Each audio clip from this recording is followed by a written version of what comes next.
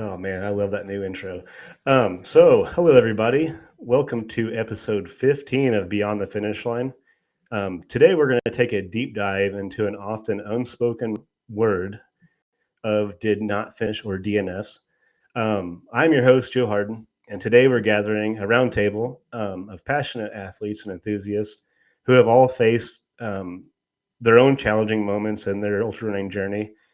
And today I'm going to have them share their personal stories, insights, and lessons learned, what went right, what went wrong from their own DNFs. I'm kind of hoping we come away with a lesson, maybe a few laughs. Shout out to Albie Day. He was nice enough to kind of fall on the sword and sign up for this. I reached out on Threads, I believe it was Threads, a while back to see if anybody wanted to talk DNFs. I had an opportunity to listen to Albie talk about some DNFs and kind of his outlook on a refreshing outlook, I must add, on ultra running and on a podcast called Let's Run It Again. And so I'm really stoked to have Albie on. Also, we've got Aum Gandhi, who's also the co-host of What's in Your Earbuds with me. And we're going to talk about, Aum's DNF journey, and kind of his takeaway, what he learned, what went wrong and right. And also, I figured I better invite the owner of Run Try Bike onto this podcast as well, Jason Bahamundi. We're going to talk with Jason also about the word DNF and kind of what it means to him, what he's learned throughout his extensive ultra running journey along with Aum. They both have really impressive running careers. And I've always appreciated their insights on just about every topic, running, outside of running too. Join us as we explore these emotions behind the DNF, how it shapes our future pursuits and resilience it takes to keep moving forward. The highs and lows, all these challenges that were met. I kind of hope we get real about what it means to DNF and kind of what we learned. Not just in the actual act of ultra running, but beyond the finish line. And real quick, let's get some housekeeping out of the way. Before we bring everyone forward, friends of the pod, your support is invaluable. So please do us all a huge favor. Like, share, subscribe to the Everyday Athlete Podcast Network or wherever you get your podcast. Outside of my show, we have 6 other shows: Fireside Chats, Fiery Embers with Jason and Aum Gandhi, Running Tales with my man Craig Lewis, Across the Pond. Great podcast. What's in Your Earbuds? That's with me and Aum. We talk everything music, a little bit of running here and there. We have a really awesome playlist. Anybody can add to that playlist. If you want to reach out to any of us, we'll give you a collaborators link. There's almost, I think, over 5 hours of music on that playlist now. It's really, really cool. Super diverse playlist. Music from all over the globe now on that playlist. It's really, really cool. And Caffeinated Coaching with Lori Hauk. A really, really great podcast. Tons of great content coming out. Your engagement helps us build this community. You are an integral part of that community. We can't do this without you. So please hit that button, share, rate, review. It's free to do so, and it helps us build this fantastic network. So without further ado, let's bring everyone forward for this DNF Roundtable episode.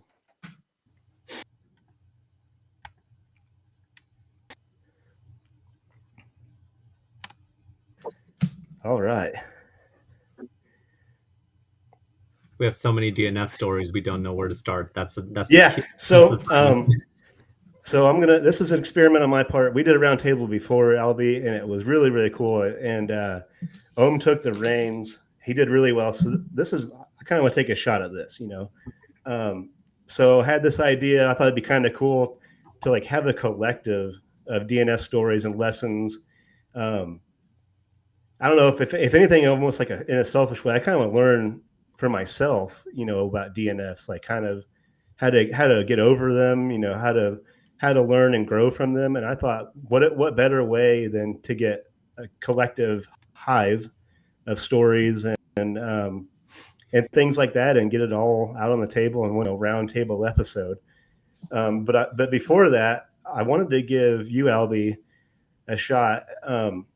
Introduce yourself. Tell us who you are. Like I said, you don't have to be real brief. I think we just started following each other on Threads.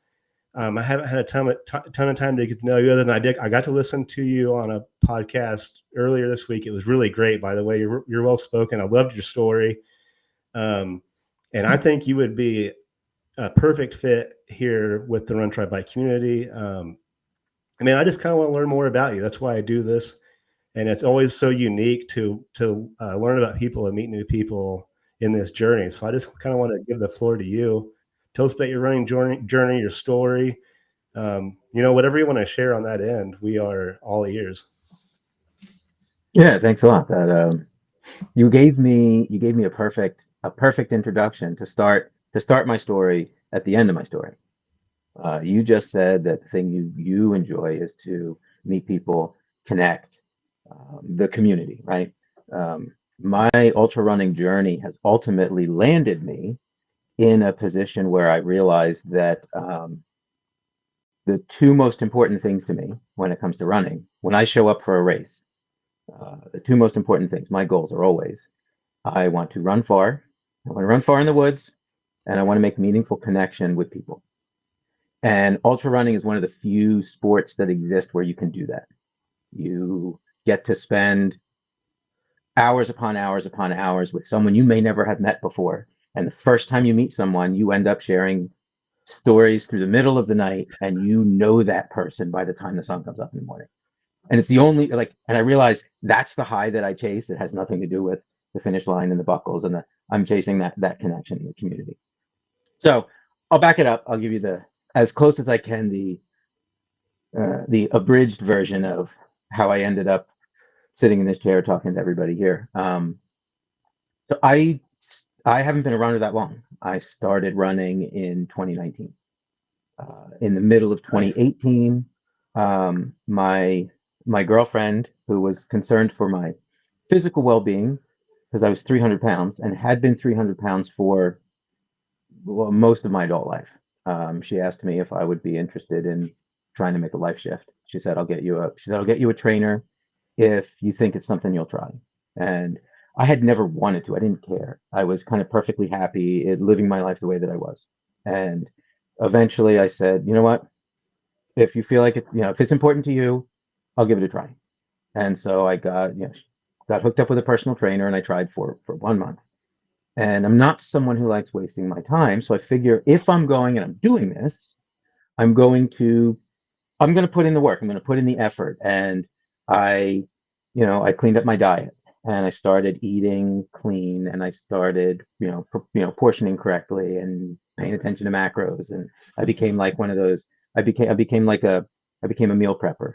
And I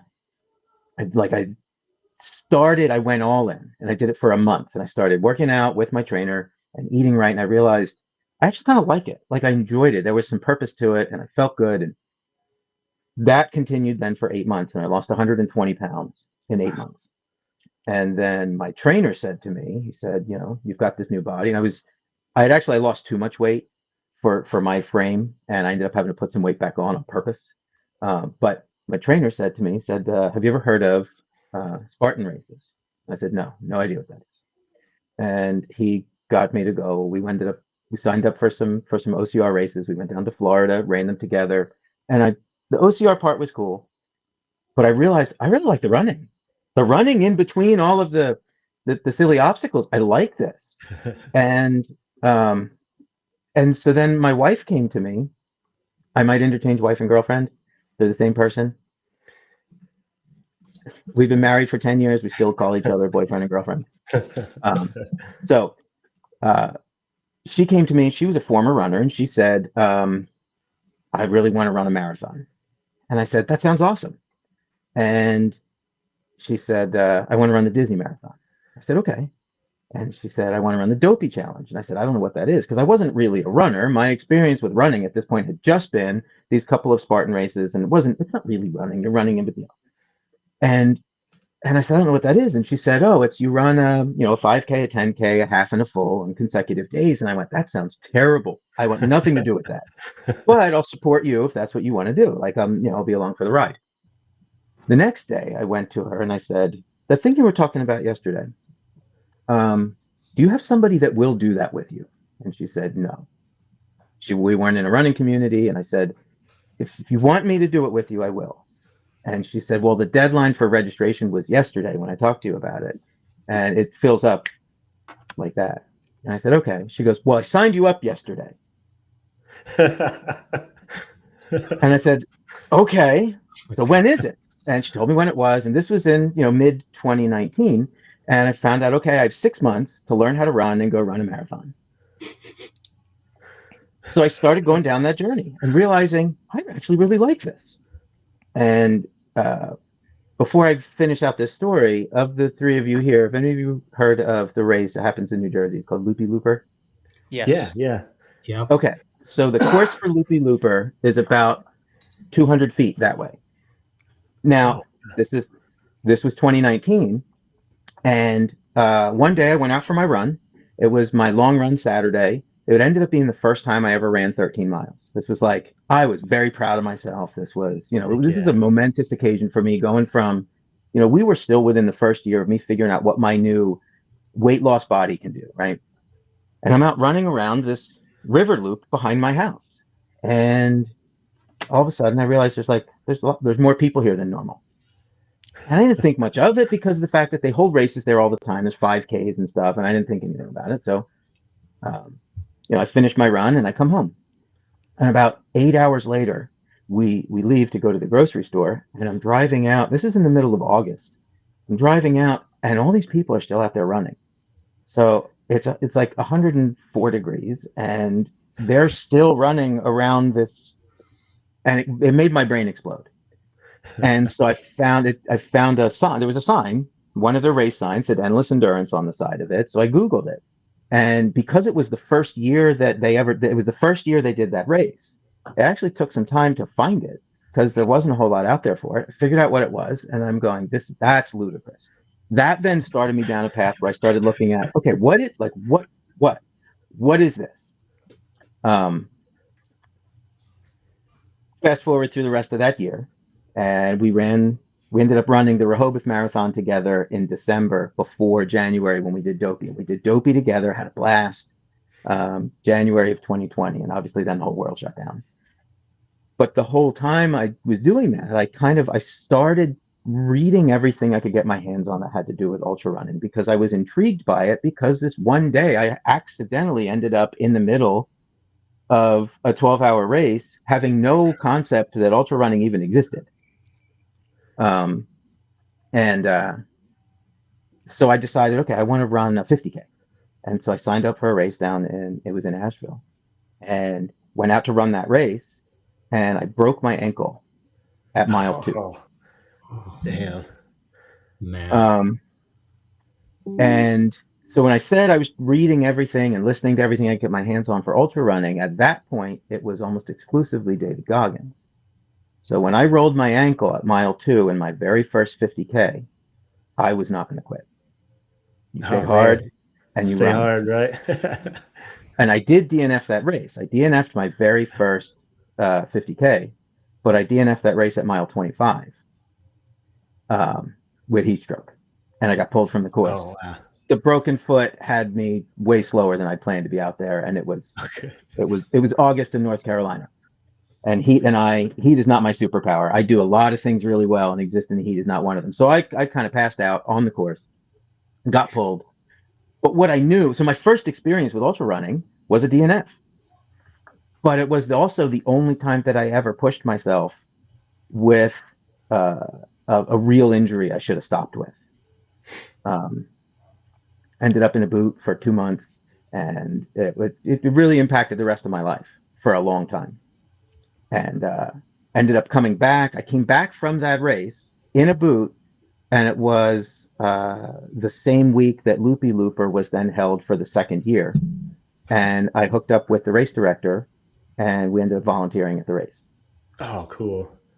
For the last 5 years now, that race, we're a staple of the race. We run my girlfriend and I run the mid-loop aid station, and we're there every year. I always have some kind of surprise for the runners that they don't know what to expect. Nice. Last year I started making slushies in the middle of the afternoon because my house is right here. I can come back and I'm throwing stuff in my Vitamix and taking it back out there. And it gave me a taste of what the ultra running community is like, because of the fact that while I was broken from my first attempt at an ultra that ended in a DNF, I immediately got to reinsert myself back into that community in a support role. And I really, really loved that. So once I was healed, I ended up running, I ran my first 50K the end of that year on the same course, because they do one in the wintertime, Frosty.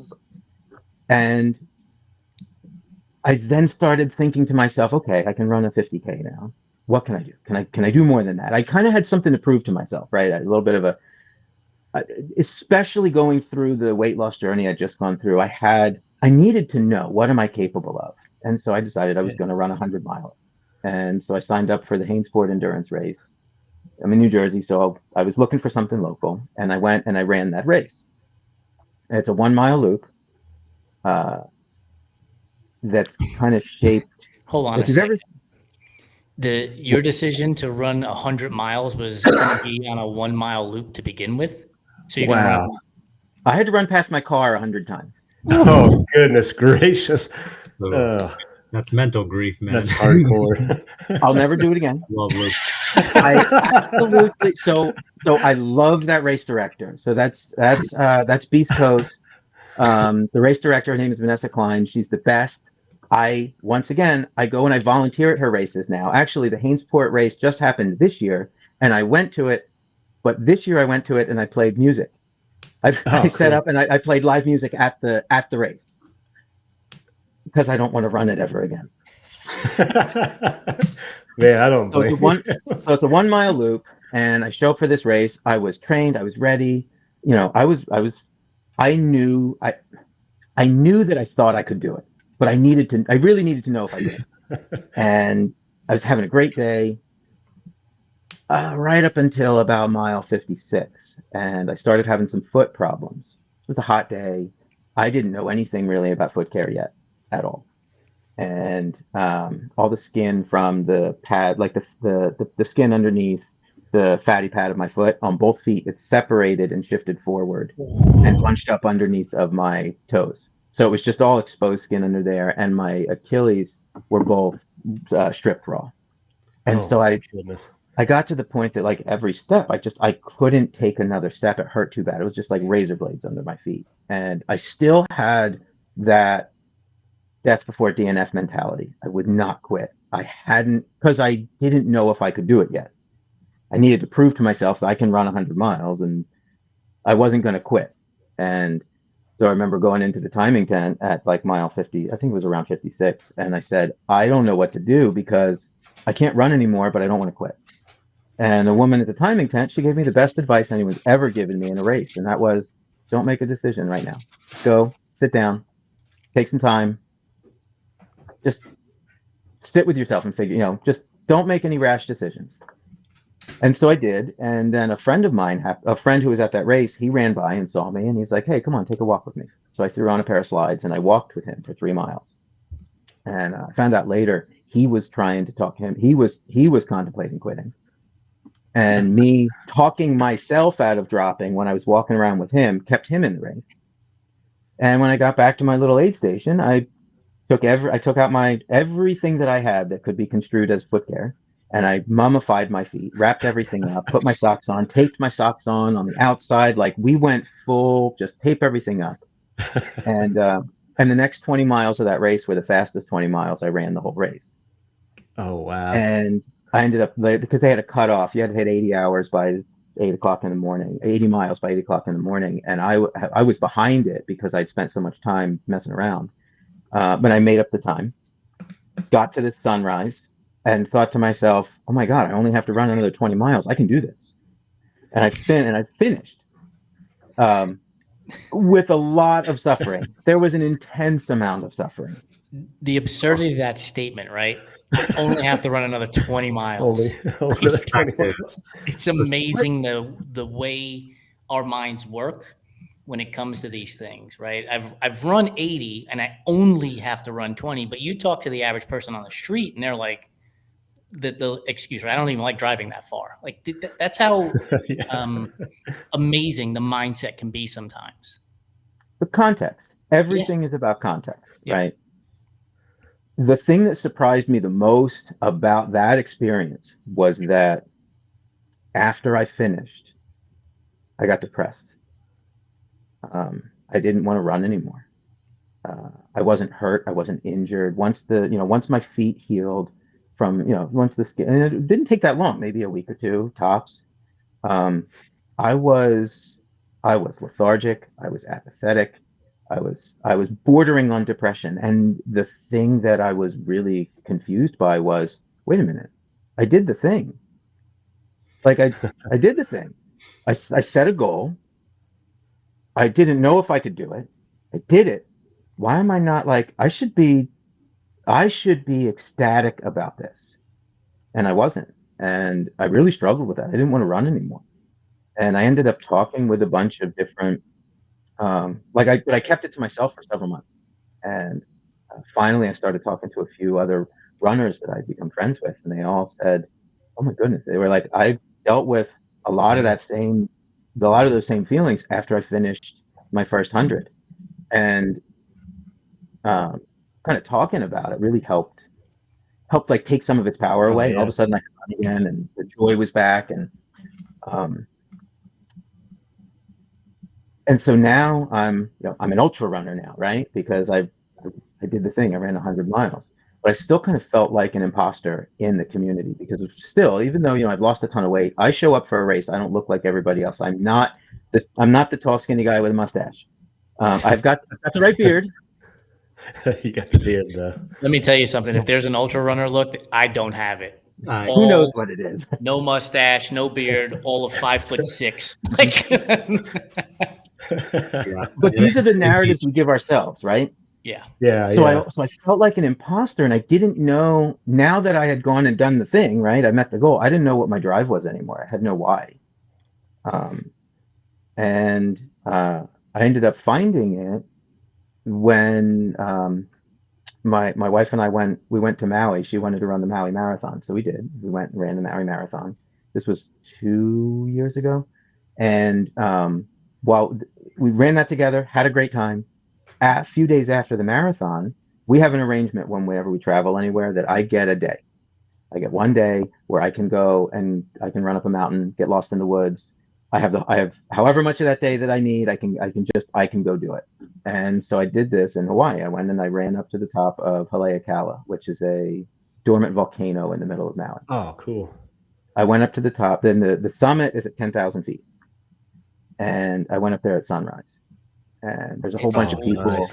Nice. It was chilly, and it was beautiful. And there's a lot of people that drive up there to go watch the sunrise. I was the only one who was putting on a hydration vest and strapping my shoes on and everything to go run down inside. There's a single track trail that goes down the inside of the crater and kind of meanders around the bottom.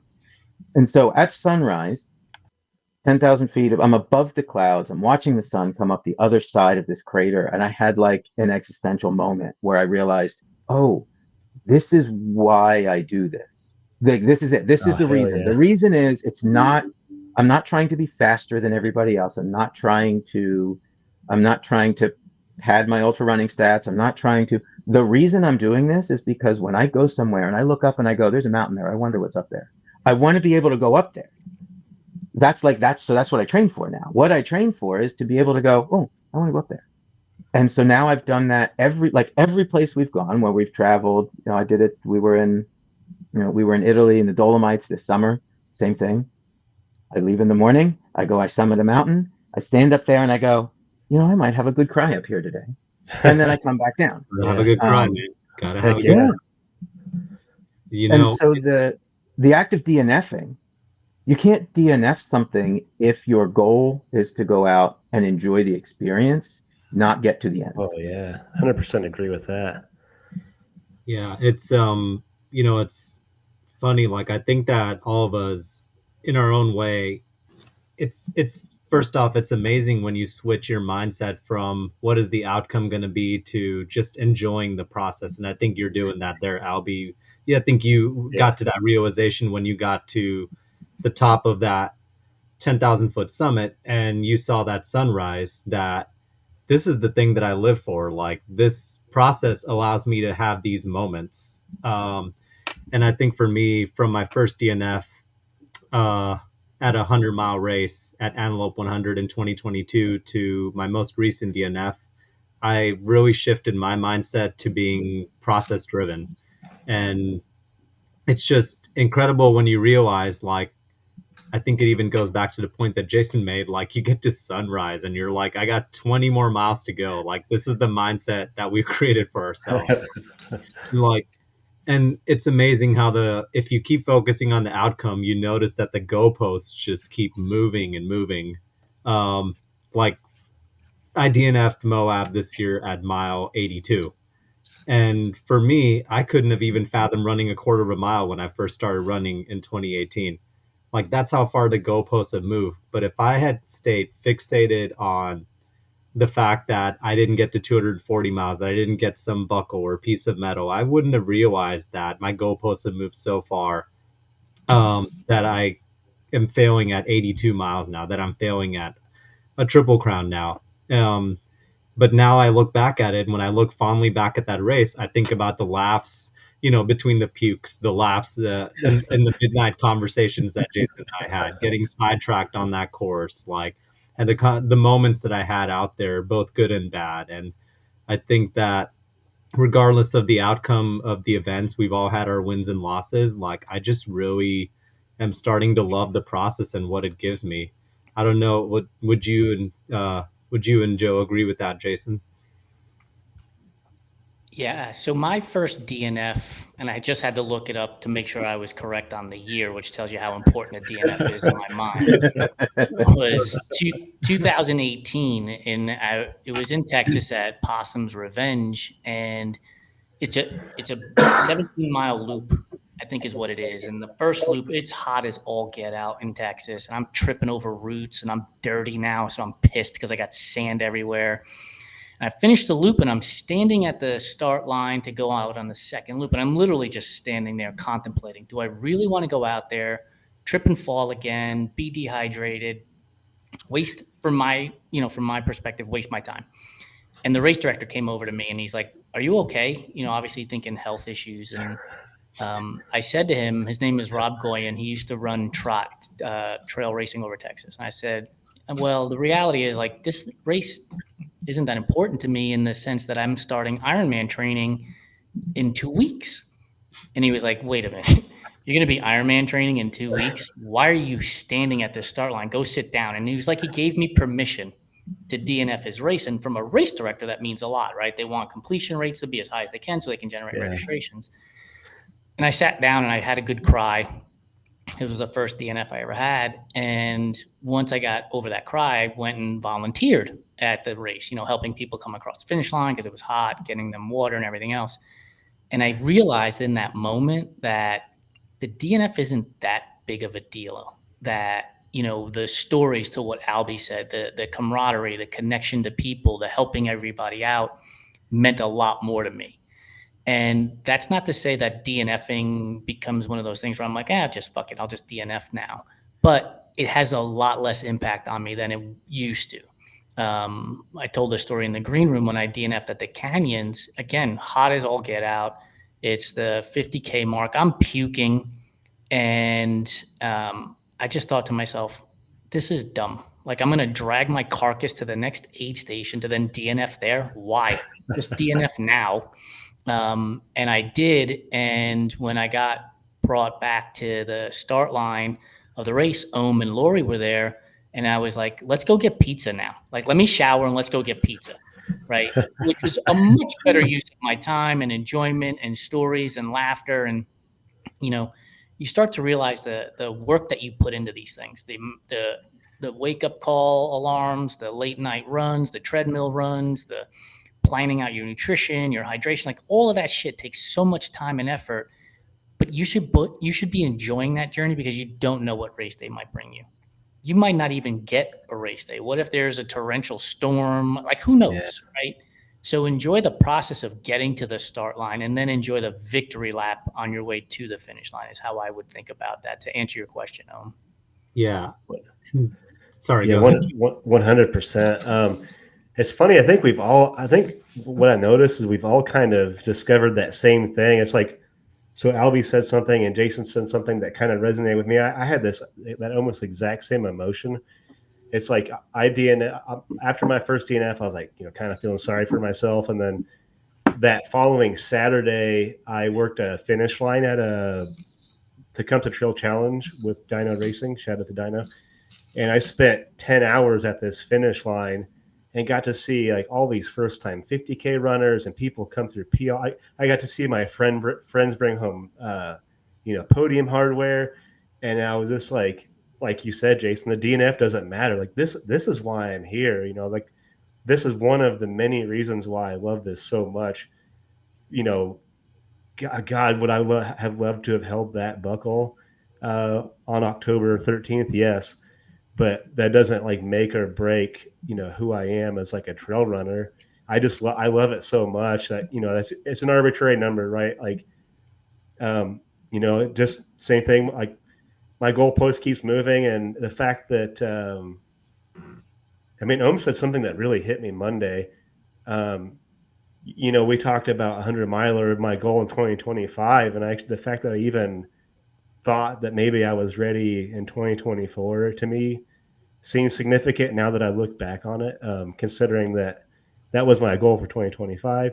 So that makes me really, really happy. But outside of that 100-mile number, it's not going to make, it's not going to make me who I am as a runner at all. Like the community and just like the involvement, that's what makes this experience so special to me. Yeah. I think what Albie said in the beginning about why he runs is he wants to spend hours in the woods, right? And running long distances. Nowhere in that introduction of why he's out there running did he use the word finish line. Not once. He didn't mention a medal. He didn't mention a buckle. He didn't mention any of that. He mentioned just going to run in the woods for a very long time is his enjoyment. Like, question I would pose to you, Albie, is like, how did you come to that idea? I mean, you mentioned losing weight, the Spartan race, and all of that stuff, but you could have run, half marathon or, a marathon for that matter, which is still a long distance. Like, how did it become like, I want to just be out there for miles on end, hours on end for that matter? It's because something happens. Something different happens when you what's the right way to put this? I've had this conversation with my girlfriend about running up to the top of a summit at sunrise. The sunrise is more beautiful when I had to run for 4 hours to get there. Oh, hell yeah. The thought process, what's going on in my brain, how I'm solving or failing at solving or working out, or all the problems that I've got going on in my life, big, small, or otherwise, we're having spitballing sessions with myself while I'm out, running 25 miles through the woods on a Saturday or 50 miles up. But like, it's that whole, you almost have this like outside of body experience. It's not the runner's high. It's when you have pushed yourself to the point that the physicality of what you've done is now it's hit its like limit. You get to transcend a little bit. It's like, I've explained it to, I've explained it a little bit to my one of my younger sisters who she has a very interesting job in that she is how am I going to word this? She's a spirit guide journey. She's a spirit journey guide. She takes people on, like she takes people on ayahuasca journeys, and she went to school for like psilocybins, and she's a microdoser, and we have interesting differences in how we feel about recreational drugs. I'm on one side, she's on the other, but everything I have explained to her about the way that I feel when I push my body physically till I reach this euphoric point, which doesn't always feel good. It just is that euphoric point. She goes, She goes, that's what happens when you do psychedelics. She said, Yeah. everything you're describing to me is the state people are trying to reach when they are doing controlled doses of psychedelics. I'm doing it without a substance. And That gel is a substance. I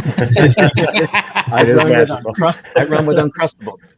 Oh, really? Welcome to Uncrustables, and I have an industrial quantity. I save all my pickle juice, and I fill up little airplane alcohol bottles with pickle juice, and I throw them in my pack, and I run with pickle juice and peanut butter sandwiches. Fantastic. I'm so glad that you're part of the Uncrustable crew, Albie. You'll know the longer that you follow any of us that we are crazy about Uncrustables. Well, they're easy to carry. It's just everything is perfect. And you have to be careful. You need the 210 calorie ones, not the 350s, because they're too much. So I can't get them at Costco.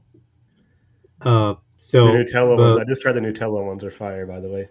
Oh, go ahead. They have Nutella Uncrustables? I've seen them, I haven't tried them. Oh, you just got them in the Midwest. I wanted to put a comment out there from our good friend at Run Try Bike, Ultra Miriam. She I know her. Yeah, she actually says that she's so glad she was near her phone when this discussion began. Albie, I love your story of transformation. We first met at your Loopy Looper aid station. Out of my 41 ultras, I've had 6 DNFs, and I'm glad. And she says DNFs are not failures, but lessons learned and opportunities for future success. So I want to ask, so one thing I do want to preface before I ask this question is it goes back to Jason's point about having a good cry after his first DNF. Like, I will tell you that regardless of everything I'm saying here, like, I want to tell everybody here who's watching this episode, like, it is okay to embrace the suck and feel all the emotions, the highs and the lows of this. Like, after my most recent DNF, after past DNFs, like, I've had a few good cries about it. I've felt frustration, guilt, sadness, imposter syndrome. You know, it goes back to, like, you've put in the late night runs, the early morning runs, you showed up day in and day out for months. And at the end of the day, like, you want to succeed, but, you know, like, it's okay to feel both the good and the bad emotions. And, you know, even though we are talking about positivity and embracing the joy, I think that there's two sides to that. And also just realizing that, like, all those emotions are inherently what make us human and what make this process so beautiful, that, you know, when you are able to experience those emotions, you also appreciate the joy more, and also those little moments more, like Albie was talking about. I mean, the day after my Moab, like, I've had the best experiences with food after, like, my worst experiences at races. Like, the day after Moab, you can ask Jason, he was there. Like, man, we went to this Italian pizza place, and I was finally starting to get food down to my stomach after I puke like a faucet with this guy. And I've never heard anybody say the words puked like a faucet. Jason can attest to it. It's very descriptive. He does not understand how stuff was coming out of me, even though there was nothing in me. But man, like, that pizza we had, that Italian place in Moab, was like the best pizza I've had in years. And I think that goes back to, like hiking for 4 hours to see the sunrise versus just getting the sunrise. And just appreciating those little moments. So I want to talk about what Miriam said. Like, when do you, like, there are conversations that we have in our head about this, all of our heads about this, where you start to think about things over and over again, the what ifs, and then it feels like you're starting to bang your head up against the wall.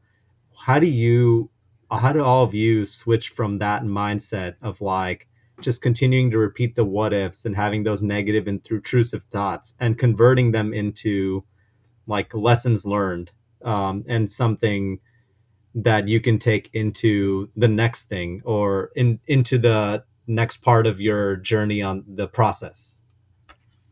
I'll take that first. I came to realize that nobody gives a shit. Literally nobody gives a shit whatsoever. Amen.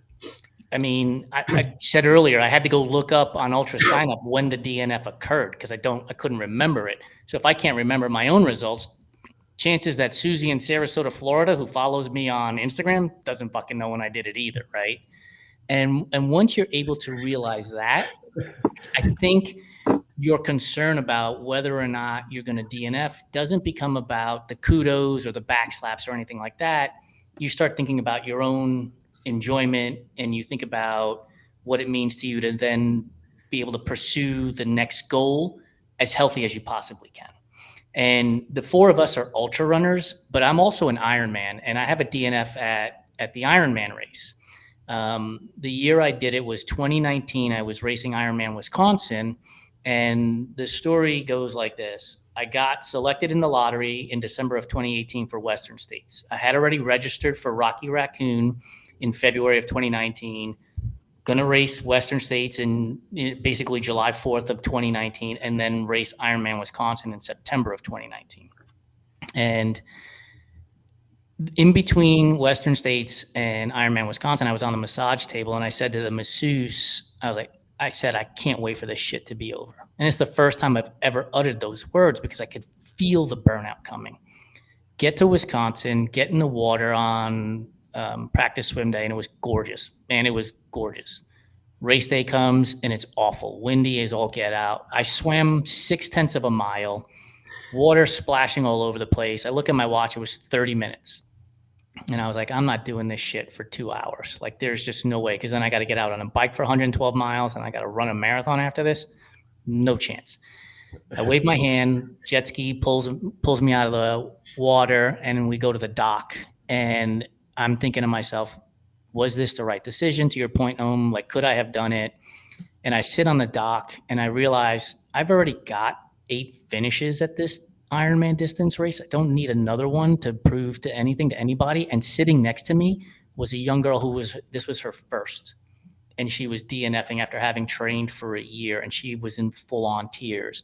And I realized in that moment what my role was, which was to be consoler, to be shoulder, to listen, and to talk to her about this process.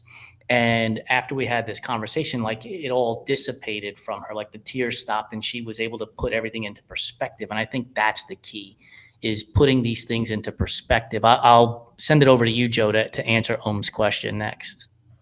Yeah. Hopefully I captured this right. So I kind of had a thought too. Something that Albie said really resonated with me.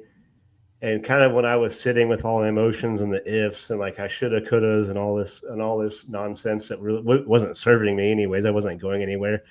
It's kind of like what Aum said. I was just kind of beating my head off the wall with all that. And I was thinking, like all this training I did, and like I spent all this time getting up early, and I almost like all this wasted time to get ready for. But something kind of occurred to me just now. It's like, kind of like what Albie talked about, like running up a mountain to see, like, you like, I'm paraphrasing Albie obviously, but kind of my take on what he said is like, you can enjoy a sunset so much, or sunrise so much more when you had to work to get there. And throughout my 100-miler journey, I had so many of those moments, and I really honestly don't think I was taking inventory of all those. Really up until it kind of just dawned on me. Like I had so many of those moments, like kind of like what you said. I mean, I've had some really good cries. I've had breakthroughs on some of these moments, just kind of out in the woods by myself, just doing my thing. And I don't know if that answers the question necessarily, but man, I like just something about what you said there. It's like kind of struck me like a bolt of lightning. And it's really making me like, I'm unpacking this kind of while we're talking, just like how I feel about certain things. And yeah, I don't know if I actually answered Aum's question, but that was just something I just like really absorbed a lot, Albie, man. So thanks for saying that. That's really like really refreshing way of looking at that, and it just really dawned on me. That was beautiful. All those little moments. Yeah. Before I turn it over to Albie, I have to say that you said dawned on me with sunrise, and that is an incredible pun, dude. I don't know if that was right. Yeah. Not intended, but I'll take it, Dude, take it. Take it. We live for the dad jokes. All right. Well, all All right, Albie, we got to turn it over to you. Joe, I think what you just said is, I'm going to paraphrase you. Yeah, go ahead. All the work that you do in an effort to become a better runner, what you're actually doing is you're becoming a better Joe. Yeah. And so right, yeah. all of the rest of that, right? Everything about, you know, you when you work hard to go see that sunrise, that makes you a better you. The runner part, that's the thing. It's not, that's the intangible part, the thing that's getting better. All of us here, the thing that's getting better, whether we cross a finish line or not, it's us as people. I'm a better partner. I'm better at my job. I'm a better father. I'm better at all those things because I have learned how to. I've learned how to get up at 3 o'clock in the morning to go out for a 20-mile run before I have to go to work. I've learned, and that takes discipline, and that discipline gets applied in other areas of your life, and the way you solve problems, and the way all of that just makes kind of you a better you. We kind of all have these, like, everybody here has a DNF story, and I think I want to make a point to say I don't want. And this is the danger of having a DNF conversation, right? You don't want it to turn into, oh, when it gets hard, just quit. And I don't think that's anything. That's not what any of us are talking about. I think a lot of it has to do with you should remember to respect why you showed up. If you are someone who showed up, if you're an elite runner and you showed up to win a race, your DNF could be you get halfway in and you realize you have an insurmountable gap between you and the guy ahead of you, and you're not having your day, you drop the race. It could be you're showing up to run a better time than you did at this race last year. It could be you are just trying to finish. It could be you're just trying to show up to see what you can do. Or it could be you're showing up to just go have fun and run far in the woods. If you show up with a goal and then you continue and then you proceed to respect that goal, then whether you finish the race, meet your goal, stand on the podium, get a buckle, or DNF, it's having integrity with the goal that you set out to do and respecting that. And the outcome then becomes not whether or not you were what's perceived objectively as successful, but within the context of this is what I went to do. And it kind of, so for me now, I run very few races now. I've DNF'd races for all kinds of reasons. I DNF'd a race because I decided to run a race right after I had COVID. I DNF'd a race because I started a race with a cellulitis infection in my leg. That was a fun one. I ran 60 miles of a 100-mile race with a cellulitis infected leg, and then eventually it just wouldn't move anymore. I started a race in the middle of a tropical storm. That was a bad idea.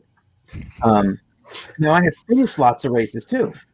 I don't care to talk about them. They're not the good stories. The good stories are not the ones where I went out and did really well and, I finished better than I thought. The good stories are the ones where, man, I ran in the pouring rain. I think I had hypothermia. It was 8 hours in it. Like, those are the fun stories. And then I go, oh, did you finish? No, I didn't care.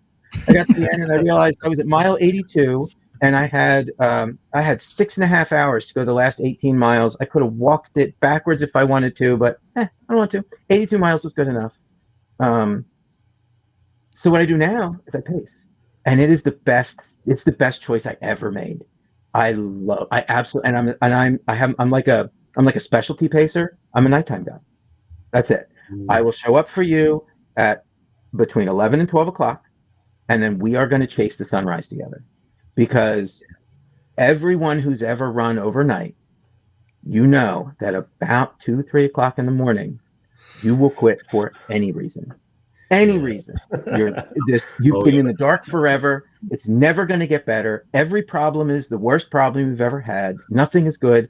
And if you just had somebody there with you, talking to you, telling you stories, connecting with you, listening to you, and you just go, and I keep telling, and I've probably done this a half a dozen times now, where I'll go and I'll run 30 to 40 miles with somebody to finish out a 100-mile race. And I love that overnight part because I say, let's go chase the sun together.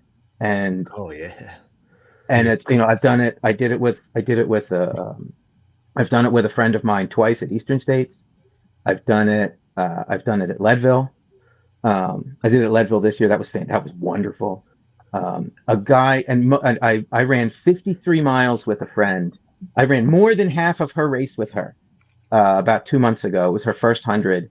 And we're tight now because we spent that time together. 2 weekends ago, there was a guy who lived in my town. Somehow we've never met each other. I realized he was 4 blocks from me. He was 4 blocks away. He's a runner. He runs all over town. How we've never met, I'll never know. I saw because he had put out a call on our town's Facebook page that he was doing a fundraiser for a really small kind of grassroots organization called Semper Fido, which is they help to pair veterans with PTSD with service dogs. And I'm like, this is great. And he said he was raising money for them, and he was going to run 100 miles within our town. Now, this is my town, I've run it. The perimeter of my town is a 10K. So it's a pretty tough, you got to run a lot of streets. And he had never run 100 before. He was doing it just because he, kind of same thing, wanted to do it, but he was doing it fat ass style. The guy was doing a fat ass 100-mile race and didn't have any ultra experience. He had a really great community. He had family that was coming with him and kind of like pacing him on a bike, and that was it. And so I shot him a message and I said, hey, I'll come run with you overnight. And I did. And I showed up about 11:30 at night. He's 70 miles in, and his things were getting real for him. I've never met him before, ever.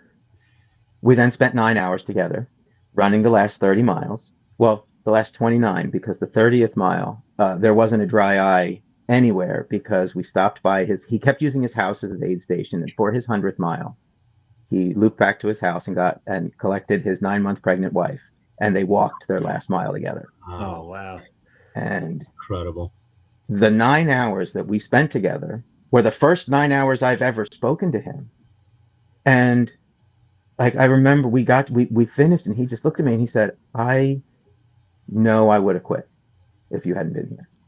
And that's beautiful. He wasn't broken. He wasn't hurt. He wasn't, he had all the normal things that are wrong with you after you run 100 miles, right? Everything hurt. Nothing was, but I realized that the joy and the satisfaction and the fulfillment that I get out of showing up for somebody else now, I almost don't want to run my own races anymore, because that's it. That's what I want to do. Yeah, and I'll touch on that too.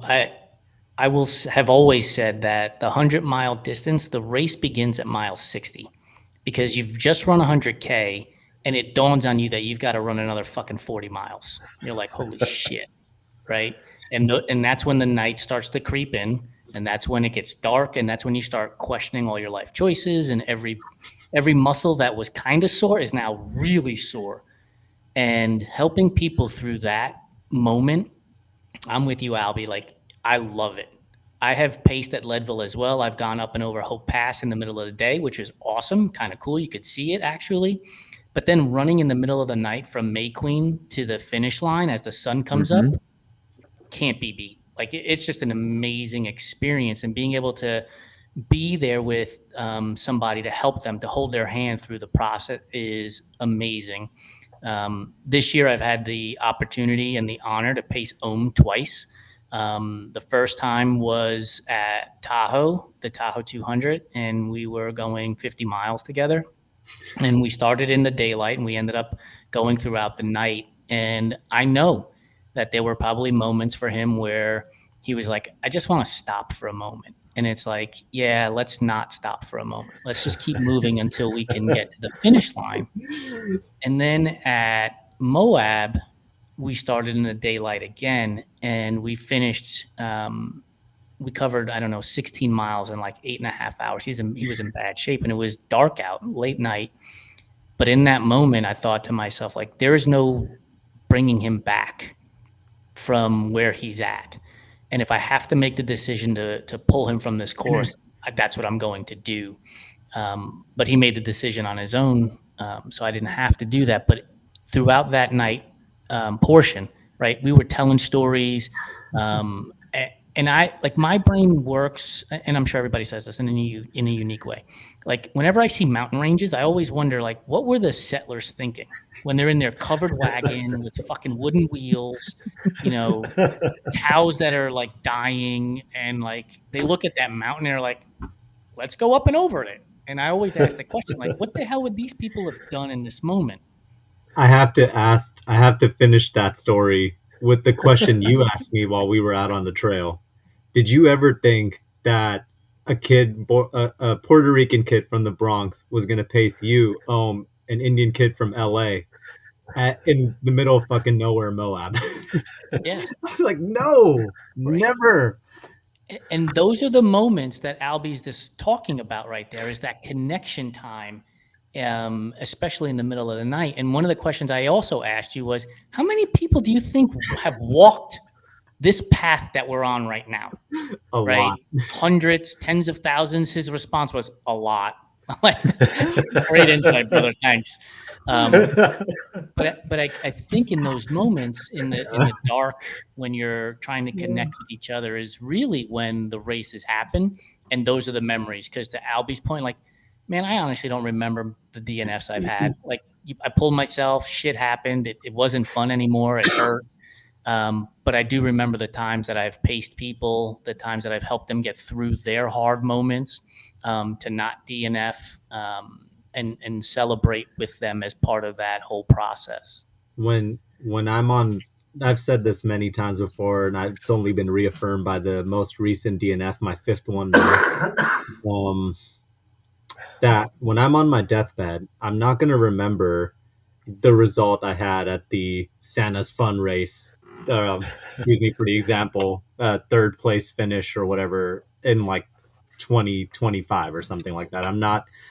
I might even at some point I'm going to have, like, I might be doing this long enough, I might not remember which 100 or what year that was, what DNF that was, what the outcome was, but I am going to look back on that deathbed, and I'm going to remember the laughs that I had with Jason at that race, looking at the ski lift sign, like the arrow going up and him ready to abandon ship, like the broken water pump he went to go look for while I took a nap in the dirt, like, seeing my friends cross the finish line when I wasn't able to finish my own race. I got out there at 2 a.m. to see two really good friends finish the Moab 240. Like, those are the moments that you remember, and it's not because of the outcome, it's because of the feeling. Like, you remember the laughter, the smiles, you might even remember the cries and the tears and the emotional moments, the 9 hours pacing, and you might have only said like 2 words to each other, but those 2 words were like,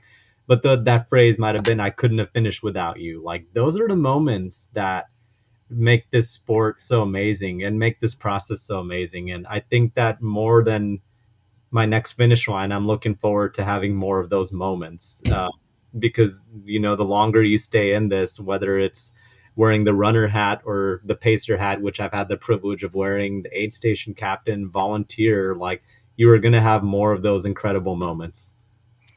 Joe, before you wrap up the show, I do want to add this too, for all of us who have experienced the DNF, and for those of you who are going to experience one down the road, is your level of fitness doesn't go to zero all of a sudden just because you DNF the race.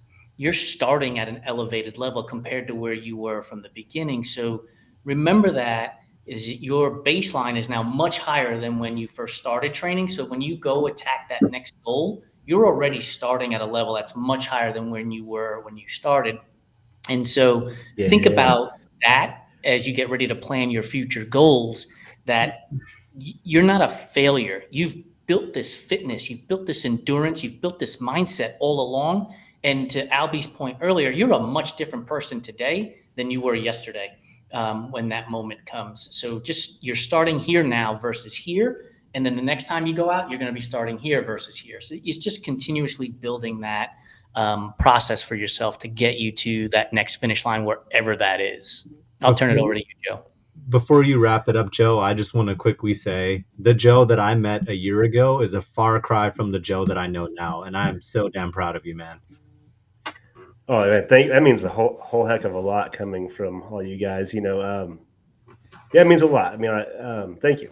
Yeah, I agree.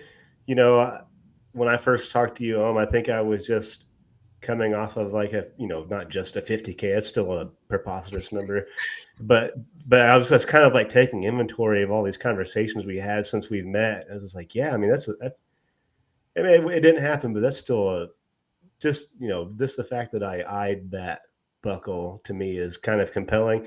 And I know I'll be ready for the next try, and at least I'll have some new insights, some new lessons learned. I've already got one kind of in my crosshairs right now. I guess I won't officially put that out there, but I'm already looking for my next one. So I don't Quick know, shout Albie. out. What's that? Quick shout out to Colin Robinson, my guy. He is like, if you follow him on Threads or on Instagram, Colin Robinson _, the dude gives you so many things to think about when he posts. And he wrote on our chat right now, the goal is always the starting line, not the finish line. And I think that really says a lot. Yes. Heck yeah, man. Well said. Well, yeah. So Albie, I don't know. Maybe I might have to reach out to you, see what you're doing May 31st if everything goes the way it's going to go. But Maybe. Albie, We'll see. I just want I just want to say, man, thanks for coming on the show. It's kind of an experiment. I think this went well. Hopefully we all take away. You said some really great things, Albie, that I'll be thinking about for a very long time. And eventually I might have to have you back on for a full episode. Maybe I'd like to know more about you. I really appreciate all your insights today. Gave me a lot to think about. And thank you, Aum and Jason. Like I said, I always value your guys' input on, success, failure, whatever it may be, not just running related stuff. So it means a lot you guys came on. This was awesome. We might have to have some more of these roundtable ideas in the future. We tried it before. It worked out really well. But I'd like to bring a couple of these on, be on the finish line maybe in the future. And thank you, everybody that chimed in with comments and questions. That's so cool. These are starting to become more frequent as we build up an audience. And it always just makes me really, really jazzed to see people interacting. I mean, that's why we're here, right? So, man, thank you, Albie. It was awesome having you on, man. Your story is incredible. And, man, keep doing what you're doing. Just real quick, maybe give everyone kind of a shout out where they can find you on Instagram and Threads. I recommend following Albie. Really inspirational dude. So, yeah, I do most of what I do in the social media world, which is limited, right? I'm just a normal guy. You can find me on Instagram. I'm at Snuggly Viking. That's really the best way to track me down. Heck yeah. Yeah, I'd recommend follow everybody. And do us all a big favor again. Like, share, rate, review, wherever you get your Everyday Athlete Podcast Network content. This is a great network. It's a growing network. There's no other community quite like this.